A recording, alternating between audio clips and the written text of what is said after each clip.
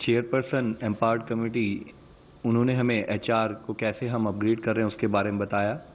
In continuation अब तक देश में 3,252 लोग जो हैं वो क्योर हो चुके हैं। कल सबसे ज़्यादा संख्या में 705 लोग रिकवर हुए हैं, क्योर हुए हैं, and it takes our recovery percentage to 17.48%। कल से टोटल 1,336 एडिशनल कंफर्म केसेस आए हैं, which takes our confirm cases to 18,601। इससे पहले जैसे हम लोगों ने बताया है कि 3 डिस्ट्रिक्ट थे जिस पर पिछले 28 दिनों से केसेस नहीं आए हैं, उसमें एक और नया जिला अब प्रतापगढ़ इन राजस्थान ऐड हुआ है। इसके साथ ही टोटल 61 डिस्ट्रिक्ट्स हैं देश में, 23 स्टेट्स और यूनियन टेरिटरीज में, जहां पिछले 14 दिनों से कोई केस नहीं आया है। जो 4 नए जिले इसमें ऐड हुए हैं वह हैं लातूर, उस्मानाबाद, हिंगोली, वाशिम महाराष्ट्र से। इसके साथ ही भिवानी एक जिला था जो पहले हमारी लिस्ट में था, जिसमें पिछले 14 दिनों से केस नहीं आए थे, वहां पर केस रिपोर्ट हुए हैं। इसी के तहत मैं आप सभी से और आपके द्वारा सबसे यही रिक्वेस्ट करूंगा कि सभी जिलों को निरंतर प्रयास करते रहना है कि उनका status in terms of case management maintain रहे और बेटर हो। कुछ हेल्थ वर्कर्स जो कोविड पॉजिटिव होने के कारण कुछ हॉस्पिटल बंद हुए, और इसी तरीके से नॉन कोविड हॉस्पिटल में जो अनरिलेटेड डिजीज के लिए पेशेंट भर्ती हुए, बाद में वो पॉजिटिव पाए गए। इसको मद्देनजर रखते हुए हेल्थ मिनिस्ट्री ने कल नॉन कोविड फैसिलिटीज में ऐसे केसेस का पता लगने पर क्या करना चाहिए उससे संबंधित एक दिशा निर्देश जारी किया है। इसके तहत हॉस्पिटल्स में ऐसे इश्यूज की मॉनिटरिंग के लिए हॉस्पिटल इन्फेक्शन कंट्रोल कमेटी को रेस्पॉन्सिबल बनाया गया है। यह कमेटी इंश्योर करेगी कि उस हॉस्पिटल के health care worker infection prevention और कंट्रोल गाइडलाइंस पर प्रॉपर्ली ओरिएंटेड हों। कोई भी अगर पॉजिटिव केस आता है उस हॉस्पिटल में तो वह लोकल हेल्थ अथॉरिटीज को सूचित करें और पेशेंट को उसी हॉस्पिटल के प्रॉपर आइसोलेशन वार्ड में ट्रांसफर करें। अगर ऐसा कोई पेशेंट पाया जाए तो उसको इमीडिएटली मास्क लगाया जाए और एक डेडिकेटेड हेल्थ वर्कर ही उस केस को अटेंड करे, और जब वह अटेंड करे तो वह भी रिक्वायर्ड प्रिकॉशंस ले। साथ ही बेस्ड ऑन क्लिनिकल स्टेटस अगर जरूरत है तो इमीडिएटली उस पेशेंट को स्टैंडर्ड प्रोटोकॉल के तहत उसको डेडिकेटेड कोविड फैसिलिटी में ट्रांसफर किया जाए और इस फैसिलिटी को डिसइंफेक्ट किया जाए। इस फैसिलिटी में वह पेशेंट जिसके कांटेक्ट में आया है उन सबको क्वारंटाइन किया जाए और 14 दिन तक फॉलो किया जाए। उसके जितने भी क्लोज कॉन्टैक्ट्स हैं उनको हाइड्रोक्सिल क्लोरोक्विन प्रोफाइलैक्सिस ट्रीटमेंट पर 7 हफ्ते के लिए उनको रखा जाए। यह सावधानी बरती जाए कि जो भी कॉन्ट्रा इंडिकेशंस हैं हाइड्रोक्सिल क्लोरोक्विन के, उनका ध्यान में रखते हुए उन्हीं पर्टिकुलर लोगों को प्रोफाइलैक्टिक ट्रीटमेंट दिया जाए जो उसके लिए एलिजिबल हैं। अगर इसी सिचुएशन में किसी पेशेंट के साथ साथ कोई हेल्थ केयर वर्कर भी अगर इन्फेक्ट होता है तो उसको रोस्टर से हटाते हुए उसके कॉन्टैक्ट्स को भी 14 दिन के लिए क्वारंटाइन किया जाए और उसको प्रॉपर और इफेक्टिव ट्रीटमेंट प्रोवाइड किया जाए। इन अस्पतालों में ऑपरेशन की कंटिन्यूटी बना रहना जरूरी है, तो जिसके तहत इन अस्पतालों में एक कंटिजेंसी प्लान बनाना चाहिए, उसी हिसाब से स्टाफ का रोस्टर बनाना चाहिए।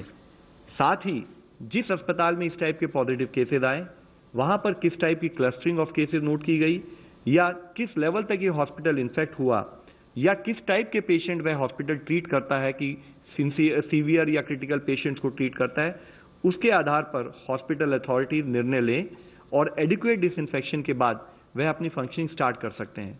यदि फिर भी पॉजिटिव केस आ रहे हैं तो वह पर्टिकुलर सेक्शन जहां पर कि वह पॉजिटिव केस आए हैं उसको टेम्परेरी क्लोज किया जा सकता है। साथ ही इन केस की अगर वहां पर सोर्स ऑफ इन्फेक्शन स्टैब्लिश नहीं हो रहा है या ज्यादा केसेस आ रहे हैं तो उस फैसिलिटी को कोविड हेल्थ फैसिलिटी के रूप में परिवर्तित कर उस पर कोविड से रिलेटेड केसेस पर फोकस किया जाए। इसके साथ ही इन अस्पतालों में सभी कर्मचारियों की डेली स्क्रीनिंग की जाए और हॉस्पिटल के इमरजेंसी और आउट पेशेंट डिपार्टमेंट में पेशेंट्स की ट्रायजिंग से संबंधित सभी दिशा निर्देशों का पालन भी हो। माननीय स्वास्थ्य मंत्री जी ने सभी राज्यों और यूनियन टेरिटरी के स्वास्थ्य विभाग को लिखा है और कहा है कि वह ब्लड बैंकों में ब्लड की एडिक्वेट अवेलेबिलिटी को इंश्योर करें, विशेष रूप से ब्लड डिसऑर्डर्स जैसे thalassemia, sickle cell anaemia, haemophilia, जिसमें कि रेगुलर ब्लड ट्रांसफ्यूजन की आवश्यकता होती है, उन सर्विसेज को कंटिन्यू किया जाए। ऑनलाइन ई पोर्टल जो हमारा ई रक्तकोश एक पोर्टल है, उसके माध्यम से हर ब्लड बैंक में ब्लड ग्रुप की करंट अवेलेबिलिटी, का रियल टाइम स्टेटस मॉनिटर किया जाए। साथ ही इंडियन रेड क्रॉस ने इसी संबंध में एक 24/7 कंट्रोल रूम ब्लड सर्विसेज के लिए दिल्ली में स्टार्ट किया है, जिसके फ़ोन नंबर्स हैं 011 233 59379। दूसरा नंबर है 93 199 82104।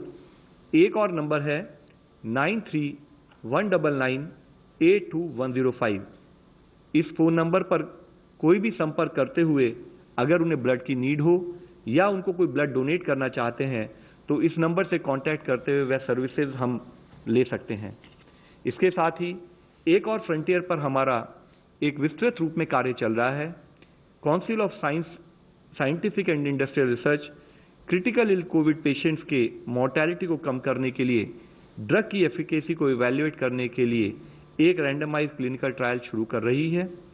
ग्राम नेगेटिव सेप्सिस, जिसके साथ साथ क्रिटिकली इल जो कोविड-19 के पेशेंट्स हैं, उनमें एक ऑल्टर्ड इम्यून रिस्पॉन्स होता है जो उनके साइटोकाइन प्रोफाइल में मैसिव चेंजेस लेके आता है।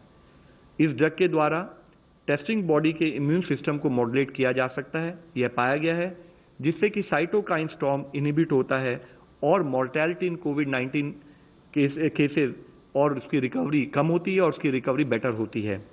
कोविड-19 और ग्राम नेगेटिव सेप्सिस से सफरिंग पेशेंट्स की इस क्लिनिकल कैरेक्टरिस्टिक की सिमिलैरिटी को नोट करते हुए ड्रग कंट्रोलर ऑफ इंडिया ने इसकी ट्रायल की मंजूरी दे दी है और जल्द ही यह ट्रायल मल्टीपल हॉस्पिटल्स में शुरू की जाएगी।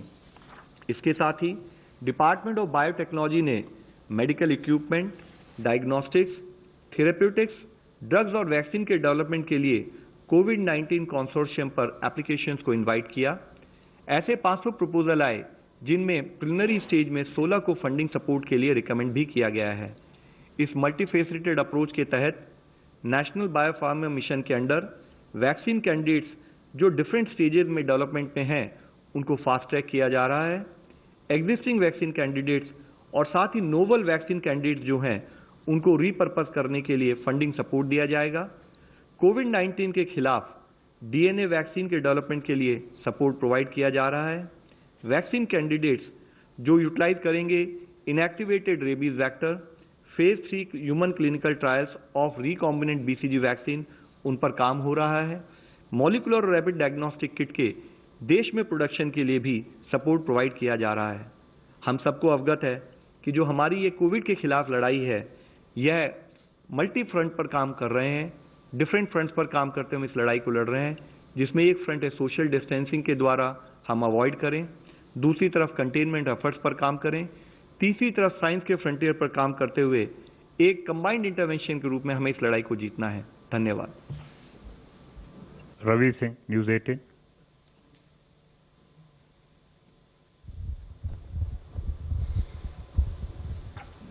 सर, मेरा सवाल आईसीएमआर से गंगा खेटकर जी से, क्या ऐसे कुछ